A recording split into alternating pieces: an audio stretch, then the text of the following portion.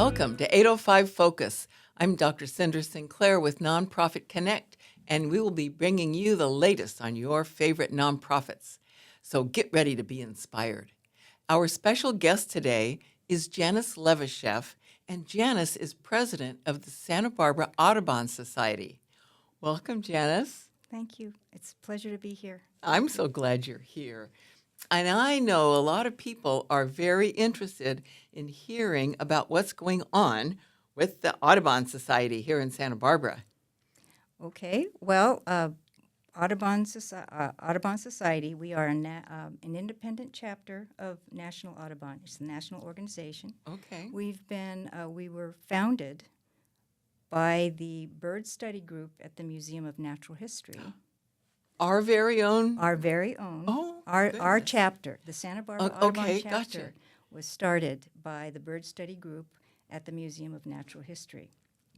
And that was in 1963. Oh, I was going to ask you the year. Yes. 1963. Yes. Wow. So we have been going strong as an independent chapter since that time. So we're heading into year 62, I believe. I didn't know you guys were. So that explains why you're there. I mean, I always see you there at the Natural History Museum. Mm-hmm.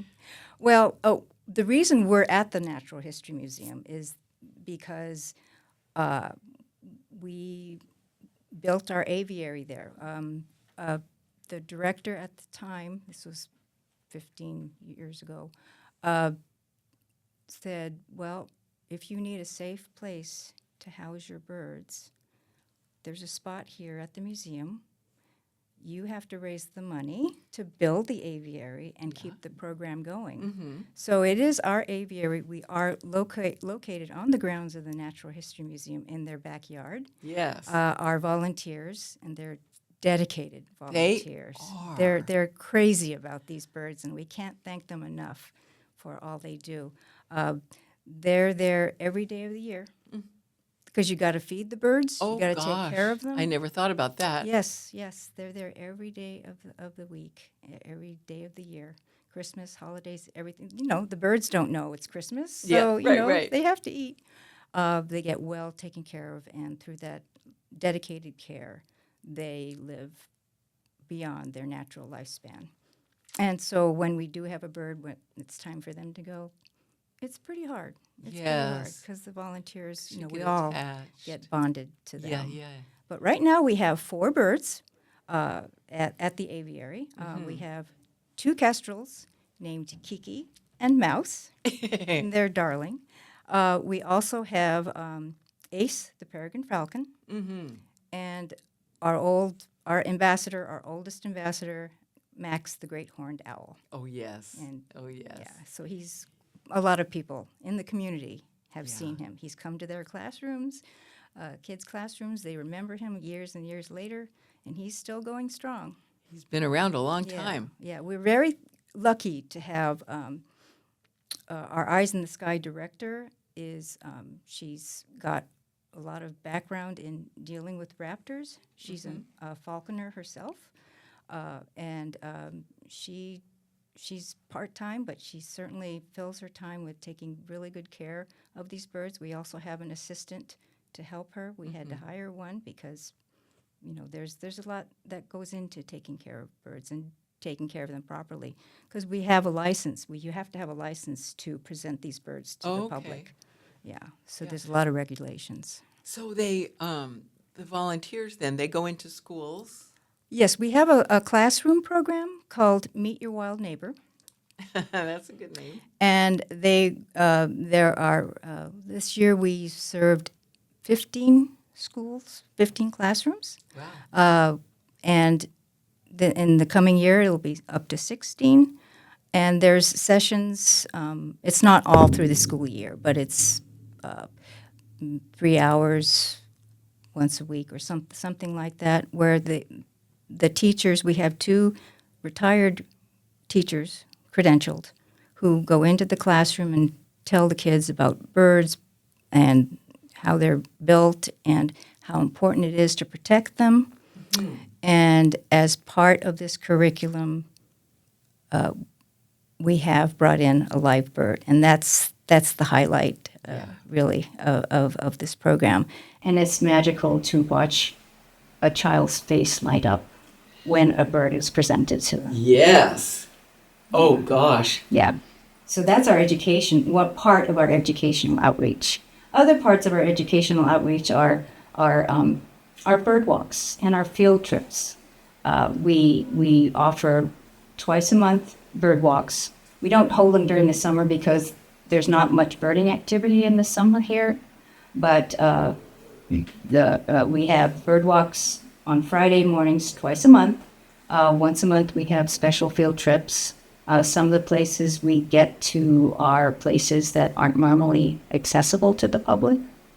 And we had some pretty good attendance. You know, ever since COVID, really, a lot of people wanted to get outdoors because that was a safe activity to do. So what is a bird walk? What do they do? People just show up. We have a trip leader, a walk leader, who would point out birds that I see. heard or seen, and just say, okay, there's a flicker, there's gotcha. a warbler, and we encourage people to bring binoculars, but if they don't have them, we have some to loan them. Oh, okay. We welcome anybody. You don't have to be an expert. I want to make that clear. You don't have to be an expert. The whole point of this is to teach people about birds and the joy of birding and learning about them. Yeah, the joy of birding. I've noticed that people that are really into the birding are full of joy. They just love it. It's like a magnet. Yes. It just pulls them in. They're just wonderful creatures to see. And they're also very important for our environment too. I mean, their health is, it's something that we need to watch out for, and we need to watch and protect their habitat. And that's our habitat too. Yes. So that's a big part of what we do as well. We have a conservation committee that is. I'm so thankful that we have the talented people and hardworking people that we do, because they're out there writing letters, advocating for, environmentally sensitive habitat. If there's a development, you've got to be so far set back from a creek, or the wind turbine, like for the wind farm. We're concerned about the turbines and killing birds. Yeah, I've read a lot about that. Yeah, yes. So you'll see more in our newsletter. Oh, good. Yes, we have. So we have an expert or a member who's been long. He's followed the wind energy projects on the South Coast, and so he's our point person to interface with the wind energy people and find out what's going on and figuring out ways to mitigate some of the potential things that can happen to birds with turbines. Do people, so is there a lot of advocacy then around that? Yes, conservation and advocacy is another pillar of what we do. Our mission is to educate and connect people with birds through conservation, education, and science. So our conservation folks are the people who quietly work behind the scenes to send letters to, say, the Planning Commission, and also provide science-based reasons for why a developer or a planner or the county, should do certain things to protect birds. I mean, it seems like to really act as an expert, because I bet a lot of these folks, elected officials or planning people or whatever, don't know what they need to know about birds and their habitat and why they shouldn't be doing this and they need to be careful about that. Yes, so we do send letters. We have had people attend hearings, planning commission hearings, just to sort of say, we would like for you to do this because. And the people on this committee they have years of experience. Some are biologists, scientists, retirees who are really dedicated to, advocating for birds. Yeah. So I would imagine you use quite a few volunteers. We use and could use more. Oh, you would like more. Definitely. That's good. Yes. So it's volunteers and members are our lifeblood, really, and of course, donors. Donors, okay. Definitely. So let's talk about donors too, because you folks are a 501c3 nonprofit organization. Yes. And so a person can go on your website, and I bet there's a donate now button. There's a donate button in the upper right. Okay. Yeah, and a join now button and in the join upper right. now. Yes, because people can become members of Santa Barbara Audubon. Okay. And I'll take this opportunity to say that National Audubon does have its own membership, but our membership is separate from National Audubon. We are a recognized chapter by National, Yes. and they do send us a small amount of baseline funding every Okay. year. But our membership for our specific chapter is separate from National. And we encourage people to join us so we can say we have 700 or 1,000 members, Yeah. the voice of all these people to advocate for birds. So while a person is on the website, they're making their financial tax-deductible donation. Yes. They can also become a member, Yes. and they can figure out how to contact you if they want to be a volunteer. Yes. So there's a lot of things they could do on your website. Yeah, we have a little contact us form that they can just click on that, and I'll see the message, and it'll be a message that's directed to us. So Yeah. we'll see it, and we can respond, and we'll welcome And you people. can tailor whatever volunteer work they might do to their individual schedule. Yes. We volunteers, they're volunteering their time, so we really do need to be flexible. And we have all of our board they're all volunteers. We're all volunteers. We have a very small staff. We've got our part-time executive director, Catherine Emery. Our Eyes in the Sky director is also part-time, and that's Hannah Atkinson. And we have a part-time, quarter-time aviary assisting Hannah, and a talented data entry clerk. I can't speak enough about his talent. And our two Meet Your Wild Neighbor teachers who work a few hours here and there.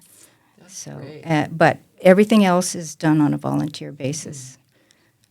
And you do a lot of collaboration, I would imagine. Yes, we do. And our biggest partner, of course, is the Museum of Natural History. Yes, what wonderful folks We there. are so fortunate to be part of their flock, shall we say? That's a good way to say it. And so we have our programs, which are free. Our monthly programs, we had 8 monthly programs a year. Really? Where we bring in speakers from now, some are nationally known, thanks to our programs chair, who has years of experience at UCSB Arts and Lectures. Oh, nice. Yes, so Roman has brought in some pretty great speakers, and we are committed to offering these programs for free. We want them to be accessible to all. And so, because people have said, why don't you charge for these? Well, we want to try to offer these for free to people. So Where do you do the programs? we're very lucky in that we have been meeting in Farrand Hall at the Museum of Natural okay. History. When that's not available, or when we think it's bigger, going to require more space, we will talk to the museum about using Fleischmann Auditorium. We've also held them at the library, public library, other that's great. spaces. So, but we have 8 programs a year, and we get some pretty good attendance. Some, like for example, we had Amy Tan here, and it was standing room. I bet. Yeah. So, or Jennifer Ackerman, she was another nationally known author. So yeah, it's our programs are pretty popular, and again, free. Our bird walks and field trips are free, and our Meet Your Wild Neighbor program that goes into the schools, we offer them for free to Title I schools, and that was the majority of the schools we served. So, yes, that's So what we do. that's all right. And you're working with UCSB. Well, the Cheadle Center they worked with us on this, posting this breeding bird study. There's this ArcGIS mapping program. I hope I'm describing it correctly, that we had their help with. So we host it on our website, but really they helped a whole lot with that. A partnership we've had with them, or a partnership. It's we like what's going on with North Campus Open Space. That's also under the Cheadle Center, and they're doing a fabulous job with how they've restored a wetland from a golf course. That is an amazing story, and so we often go out to North Campus Open Space to lead bird walks and field trips, like Lake Los Carneros and other nice open spaces. We actually have an Audubon overlook at the North Campus Open Space. We helped raise funds or directed funds to fund that overlook. So it's on a nice little knoll looking down that at sounds birds. beautiful. Yeah. So on your website too, a person could find out about all your programs, Yes. when they're happening, where they're happening. Yes. All that. Yes, they can. Yeah, well, you folks have a lot going on over there. Yeah, we certainly do, which is why we like volunteers. Yes. Well, Yeah. hopefully you'll get a lot more Yes, after thank people you. hear your story. Yes, thank you. So we have another minute left. What else would you like our audience to know about Audubon? We also would do a winter bird count for kids. Oh, yeah. And it's gives kids an opportunity, or families bring kids, ages 8 through 16, and the kids actually go through a little binocular boot camp to learn how to use binocular binoculars. boot camp. And they get a free T-shirt, which I am Let me see about that to show t-shirt. you. How cute. Oh, man. I love it. And I have to say that we had a student representative on our board. She was in high school, and she is a talented birder and a talented designer, and she designed this Really? T-shirt. That is beautiful. Yeah, there's something on the back too, but we were so excited. We celebrated our 10th Winter Bird Count for Kids last year. And so we thought, well, for the 10th one, let's do something. We had a beautiful T-shirt before, designed by an artist, but we said, let's do a 10th anniversary one, and actually it's evergreen now. But so Lucy came up with this design, and we just love it. We've gotten so many compliments on it. Yes, it is really beautiful.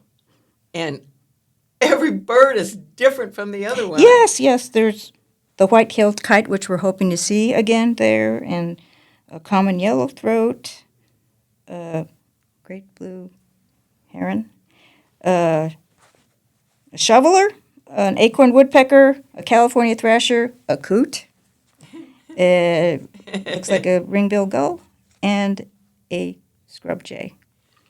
So Very nice. stylized, but Oh, that's anyway, great. I yeah, can we're see why very that would be excited about it. popular. And that Winter Bird Count for Kids is supported by the city of Goleta. We do get a small grant from them. nice. We started this actually before even getting grants because we wanted to have a way to reach out to the underserved schools Good to give for kids you. an opportunity Yeah. to get out there and learn how to bird.